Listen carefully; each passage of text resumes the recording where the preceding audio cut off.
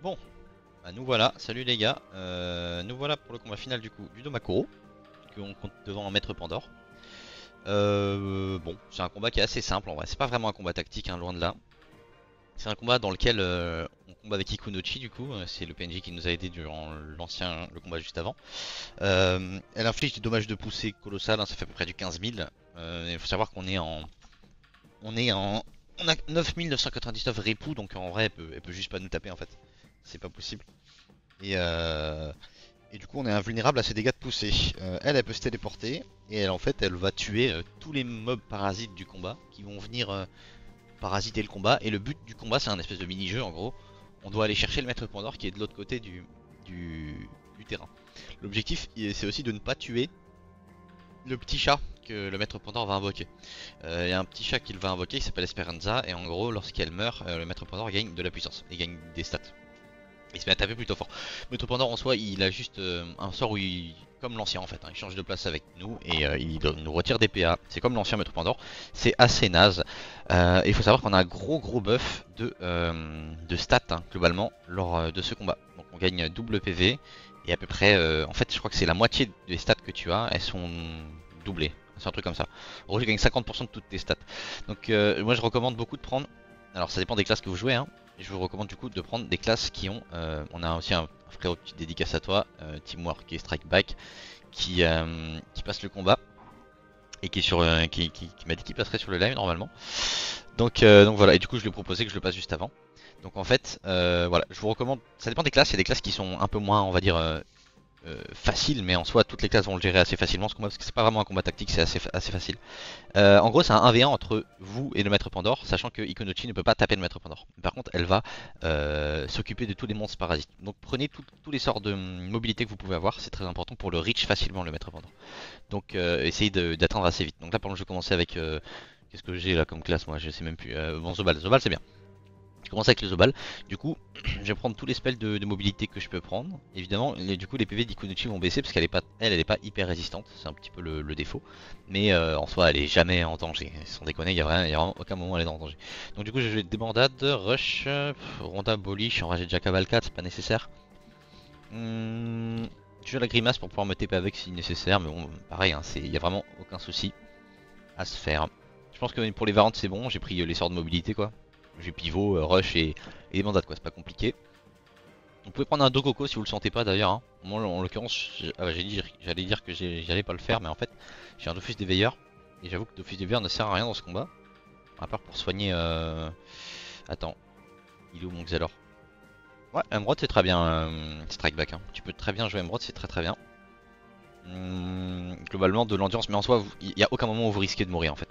Le seul truc qui peut être chiant, c'est que Ikunuchi, elle peut mourir si le combat il traîne, mais franchement, ça n'arrivera jamais. C'est vraiment un combat pas compliqué. Bon, on verra quand globalement, il y a vraiment aucun risque de crever.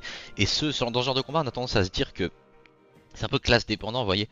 Genre, en gros, la classe que vous jouez va grandement impacter et faire la différence. D'ailleurs, un poteau strike back sur le stream, quand tu lances le combat, pense à remettre ta monture ou ta dragodin de ton familier. Parce que comme tu es transformé en gros panda, quand tu commences le combat, t'es sans familier. Hein, pense-y, hein, c'est important. Parce que sinon, tu joues sans familier. Familier, c'est l'objet qui donne le plus de stats de ton perso. Oh, j'ai de la thune sur moi, j'ai même pas vu. Bref, donc voilà. Là, il y a le petit chat et là, il y a Maître Pandore. Le petit chat, faut juste pas le tuer. Faut à tout prix ne pas le tuer. Parce que sinon, il gagne beaucoup de dégâts, le Pandore. Mais c'est pas non plus dramatique. Pour vous dire, je l'ai déjà tué une fois et c'est pas. C'est important de vous mettre derrière. Du coup, le premier tour, vous êtes pesanteur. Il faut le savoir. Le premier tour, vous êtes pesanteur. Ça fait exprès pour pas trop pouvoir rush. Et là, regardez les statistiques du coup. C'est ça. Elle donne 1000 de stats dans tous les éléments. Ikonochi. Elle nous donne 9000 répou pour pas qu'on se fasse OS par elle-même en fait. Parce qu'elle pousse de 10 000 cases là. Et on gagne 1000 de stats dans tous les ans et 8000 HP. Donc c'est impossible, tu perds. Et en gros, toi, tu dois juste. Elle va tuer tous les mobs parasites qui se baladent. Et toi, tu dois juste tomber 12 000 HP à toi tout seul. Sauf que, il tape vraiment pas très fort. Le seul truc qu'il peut faire, c'est retirer des PA. Et globalement, c'est tout quoi. Hein. C'est vraiment tout. Il n'y a absolument pas de danger. Alors, même si je suis pesanteur, je crois que je peux. Non, je peux pas. Hein. Non, je peux pas. Ok. Tac, ça, c'est juste pour le T1. Juste faire un petit tour comme ça. Hop, je vais mettre en coire pour donner des PM à la grimace. Comme ça, prochain tour, je peux changer de place avec la grimace avec mascarade. Et juste aller le cogner, hein. Donc tous les tours, chacun de ces petits coffres va invoquer un Pandicaz, un assassin Pandicaz. Ils sont super tanky, ils ont 10 000 HP, donc impossible pour nous de les tomber. Mais c'est Ikonochi qui va les tuer. Faut considérer ça comme des obstacles, faut juste les ignorer globalement. D'ailleurs celui-là ils vont te faire n'importe quoi, je sais pas ce qu'il faut, bref. D'ailleurs petit easter eggs pour toi le poteau Strike Back sur le stream qui va passer le combat après là. Sache que le combat précédent, celui là il y a Ikunuchi qui tue les mobs là dans la forêt là juste avant. Dans ce combat là tu n'as pas 9000 de res de pousser. C'est à dire que si jamais Ikunuchi pousse un mob contre toi tu te fais tuer. C'est pas une blague, hein. C'est pour ça que tu l'avais déjà passé donc je t'ai rien dit, j'étais en mode ok c'est bien tu vois. Mais parfois le début du combat t'es en map cac. Donc là je vais mascarade, changer de place avec le frérot ici. Et on va, vous voyez déjà je fais des dégâts monstrueux. Et pourtant j'ai pas un stuff opti, c'est juste parce que j'ai regardé les statistiques, hein. C'est juste les stats, elle nous donne 1000 de stats partout en fait. C'est vraiment impossible de perdre, je vous jure c'est pas possible, vraiment c'est impossible. Et du coup ouais, dans le petit combat juste avant, j'y pense mais elle ne donne pas les 9000 de résistance poussée que j'ai là, tu vois. Du coup, bah spoiler, c'est dangereux hein, parce qu'elle peut te tuer, hein. En poussant un mob contre toi, elle va te tuer en fait. Et du coup, bah ça c'est chiant. Mais bon, normalement, le combat n'est pas terminé à ce moment-là. Pingu the Merciless, incroyable ton pseudo d'ailleurs, frérot. Je regarde pas trop le chat d'habitude quand je record, mais là je le faisais vite fait. Parce que c'est assez rare que je sois au même timing que quelqu'un quand je record. Du coup je vais poster pareillement cette vidéo sur YouTube. Et vraiment voilà, vous voyez, elle bute tout le monde. Et puis le seul entre guillemets potentiel truc qui peut arriver c'est qu'elle meurt au bout d'un moment. Parce que ben, si le combat dure. Mais normalement juste vous aurez largement assez de dégâts. C'est un Dofus qui est prévu pour le niveau 140 les gars, hein. 140, 150 donc il n'y a vraiment aucun risque. Juste le chat on le tue pas. Vous voyez le chat il a 10 000 répouts lui aussi. Donc il peut pas tuer il peut pas mourir par Esperanza. Par Ikunochi pardon. Mais par contre, il peut se faire tuer par vous par un sort de... Tu vois, moi je l'avais déjà tué avec un Kra une fois avec une flèche à cause des dommages collatéraux d'une fulminante. Il est mort et je crois que ça donne 500 de puissance au Pandore et des PA, tu vois. Et globalement il tape beaucoup plus fort. Mais ça va, même là c'était tranquille, tranquille. C'est absolument pas un souci. Et puis même si Kunochi meurt, je pense que c'est pas grave. Le seul truc qui peut être chiant si elle meurt c'est que je sais pas si jamais son buff il part pas. Genre celui-là là, aura de la ninja. Je sais pas s'il n'y a pas un monde où tu perds ça lorsqu'elle meurt. Mais franchement, ça m'étonnerait pas que tu le gardes. Donc voilà. J'ai juste pris un Dokoko à la place du Dofus des Veilleurs parce que le Dofus des Veilleurs ne sert à rien. Et voilà, Dokoko du coup, hein, dans ce combat là, si vous avez 8000 HP max. Donc le Dokoko, en fait, il va vous donner littéralement c'est 10%. Bah ça fait 800 HP en fait. Un Dokoko, un proc de Dokoko, c'est 800 HP. Donc voilà, globalement, hein, les gars, c'est tête baissée. Hein. Y a absolument rien à craindre, peu importe la classe. Souvent les combats solo c'est classe dépendant, la classe va différencier pas mal le combat. Mais là en l'occurrence non, hein. C'est dopé, dopé, dopé. Je pense honnêtement s'ils veulent rendre le combat plus intéressant, Ankama devrait nerfer, enfin buff ce combat et enlever ça là. Il laisse juste les 9000 ripoux du ninja pour pas que tu te fasses tuer quand même par ton pote. Mais il t'enlève tous les dégâts et tous les trucs quoi. Parce que là tu vois je suis niveau 200 donc c'est trop facile. Mais à la base c'est quand même prévu pour un niveau 140, 150. Le combat il est pour les gens qui sont niveau 140, 150 quoi. Pas avant. Donc là c'est précieux ce buff là pour les mecs 150, 140. Un mec 200 qui fait ça il va juste exterminer le combat. Là par exemple là tu vois, exemple typique, là il vient de pousser 5 mecs contre moi. Et je suis pas mort heureusement parce que j'ai les ripoux quoi. Mais typiquement si c'est arrivé dans le combat précédent, Strike Back là typiquement, bah c'est compliqué. C'est arrivé qu'une seule fois à quelqu'un que je connais, c'est un bug, hein, ça met du temps à partir. Et c'était très sad pour lui, hein, voilà. Mais en tout cas, c'est pour la petite référence. Et ça a l'air simple pour te voir. Oui, oui, c'est vraiment pas compliqué. Et en plus, j'ai vu que tu jouais un Forge-Lance, je crois. Et un Eni, il me semble, je suis pas sûr. Forge-Lance, je suis sûr. L'Eni, je suis pas sûr. Mais aucune de ces deux classes, tu vas galérer. Hein. L'Eni, tu joues mode envol. Et tu passes à travers la map autour d'eux. Et Forge-Lance, tu joues. Kirja ou Varja, la sorte de dash là. Tu peux jouer charge héroïque. Et il y a un sorteur aussi qui permet de se déplacer. C'est pas talon d'argile, mais Hydra. Tu peux faire Hydra sur ta lance. Et tu changes de place avec elle. Genre ça te permettra de passer à travers les murs.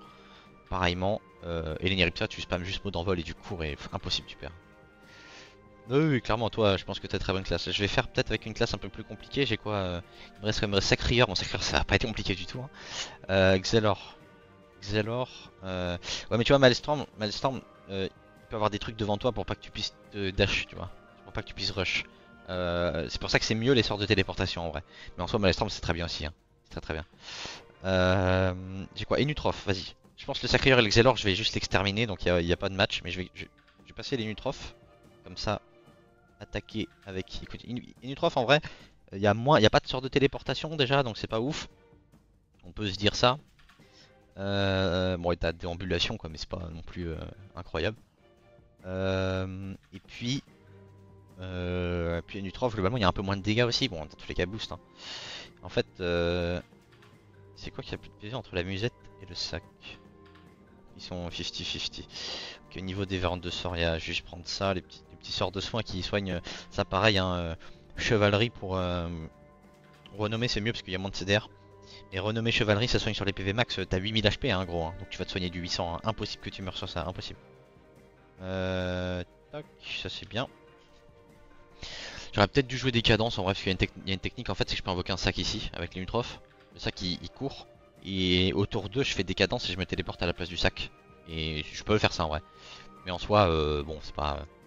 C'est un peu trop facile. Donc je vais prendre le principe du. Je joue vraiment en rushant comme un débile. Et on va voir. Mais même là, il n'y a pas de.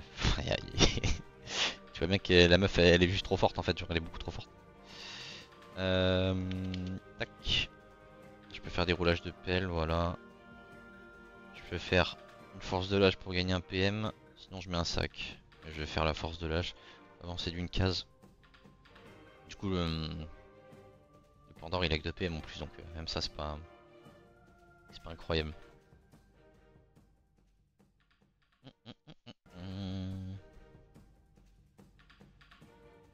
Je tape que en zone avec Forge, donc je pense que je vais le kill. Ouais, clairement. Fais attention au chaton, hein. Fais attention au chat avec le Forge Lance, hein. Vu qu'il a beaucoup de dégâts de zone, Forge Lance, il y a de grandes chances que tu cognes le chat par malveillance. Par malveillance, qu'est-ce que j'ai? Par inadvertance plutôt. Là par exemple, typique, je suis bloqué. Hop. Alors ouais, les coffres sont indéplaçables aussi, je l'ai pas dit, mais ça paraît logique. C'est un peu des points d'ancrage fixe. Et voilà, on évite de taper le chat. Là par exemple, là j'ai un sort de zone, je lui fais du 700, bah je vais m'abstenir quoi. On va juste. Le chat de toute façon il fait rien, il a aucun sort. Hein. Il fait rien, juste il a un effet déclenché quand il meurt. Quand il meurt, il a un effet déclenché pour le boss. Enfin pour le Pandore, c'est tout.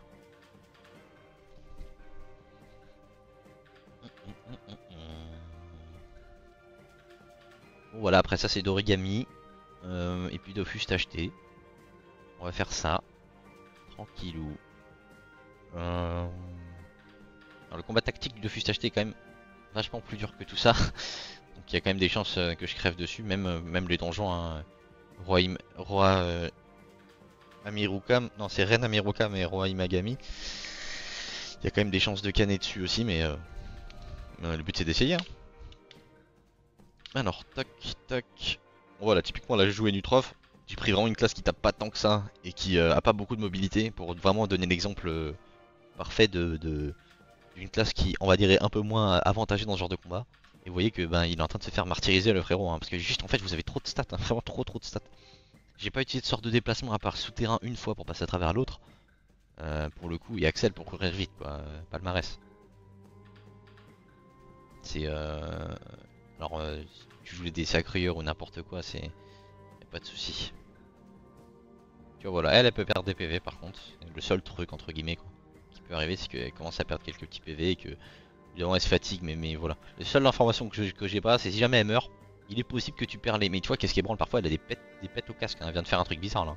Bref. Le seul truc que peut-être qui peut arriver que je n'ai pas l'info, comme je vous ai dit, c'est ce qu'il se passe si jamais Ikonoshi meurt. Il y a un monde où on perd les statistiques bonus. Mais je pense pas. Ça m'étonnerait vraiment beaucoup. Je pense que ça restera malgré tout via la fin du combat. Il y a pas mal d'effets comme ça qui restent malgré tout. Juste jusqu'après la fin du combat. Par exemple, je sais pas, même dans le jeu en soi là actuellement, il y a des effets comme ça. Genre l'ancien, déjà, bon c'était l'ancien Ekaflip, mais l'ancien Ekaflip, le chaton enragé là qui donnait de la puissance quand il tapait, quand il mourait, quand le chaton mourait, tu gardais toujours la puissance pendant 2 tours. Qu'est-ce qui est fou, parfois elle fait des TP bizarres quand même. Hein. Parfois faut dire que. En fait, autre truc aussi, comme elle nous donne 1000 d'agilité, bah vous voyez là je suis pas du tout agilité hein. Et je le tacle en détente le frérot quoi. Donc c'est. Enfin il y a trop de facilité. Je pense réellement qu'elle devrait. Ankama devrait vraiment enlever les bonus, les stéroïdes là. pour rendre le combat un petit peu plus dur, je pense quand même. Mais il serait quand même trop facile, je pense, à ce moment-là, genre 12 000 HP, ça se tombe, hein. Surtout qu'en face, bah il tape pas les gars, hein. Voilà. Bon, en tout cas, je veux pas faire les autres parce que c'est pas trop compliqué. Vous avez compris la technique. Puis Xalor et Sacrieur, vous vous doutez que je vais les fumer, hein. Ça fait déjà 15 minutes de vidéo. Donc je vais cut ici. Enfin je vais cut, je vais finir le combat quand même. Mais je vais tac. Bon là pareil souterrain. Hop. Et tac. Bon ouais j'avais roulage de PL aussi, c'est pareil. Il y a toujours un petit bug à la fin de ce combat, ça met un peu de temps. Voilà. Tac. Ah bah voilà, bah tu vois l'erreur que je t'ai dit tout à l'heure, je viens de la faire Strike Back. J'ai lancé mon combat sans mon familier. Littéralement, genre. Je viens de m'en rendre compte. Enfin bref, tu vois bien que même sans Dragodinde, j'ai pas du tout galéré et y a pas de souci quoi. T'es en combat là, t'es parti. Bon, je pense que... ouais voilà, allez il a 1000 HP. Bon vous avez compris l'idée quoi. Allez je cut ici en tout cas et bon oubliez pas de du coup vous abonner, tous ces trucs là les gars vous connaissez. Et check du coup les liens en description pour rejoindre le serveur communautaire. Et, et participer, recevoir de l'aide, aider des gens. Voilà, globalement serveur communautaire pour vendre des objets aussi, bref, tous ces trucs là, les métiers, tout ça. N'hésitez pas. Et du coup on se retrouve pour la suite, la prochaine vidéo sera sur le Shogun Tofugawa et Kumiho. Et le combat final du Torigami. Et après ce sera le Tachete. Bisous, salut les gars.